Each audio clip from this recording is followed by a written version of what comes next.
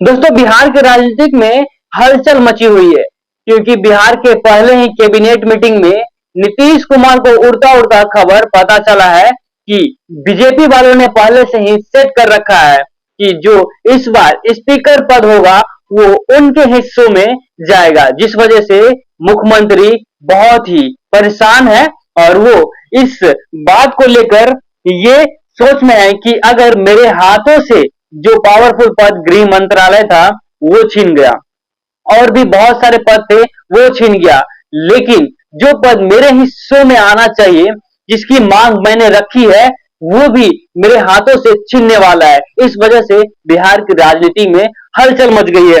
यहां तक कि बीजेपी ने 3 नामों को पहले से ही घोषित कर रखा है।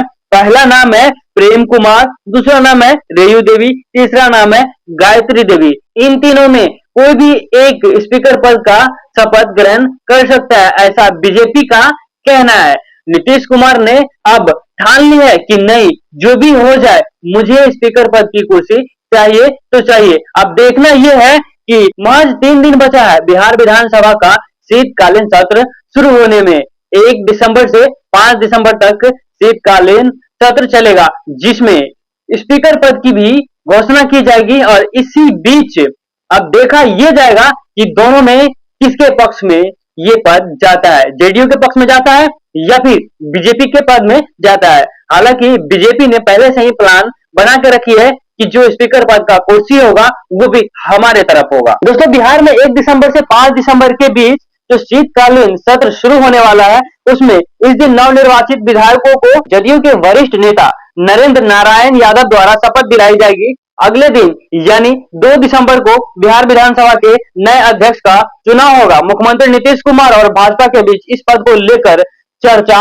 हो रही है। अब देखना यह है कि ये पद किसके पास जाता है। हालांकि जो जेडीयू है यानी कि नीतीश कुमार है वो कमजोर नहीं है, क्योंकि इस बार उनको कम सीट नहीं आई है, टोटल 85 सीट आया है और इतना सीट लेकर कोई कमजोर नहीं हो सकता है। और यहाँ तक कि नीतीश जी के साथ ओवैसी भी आ चुके हैं, वो भी संभावना दे रहे हैं कि नीतीश जी अब हम आपके साथ है, जिस वजह से नीतीश जी का भी कुछ हिम्मत बढ़ा है।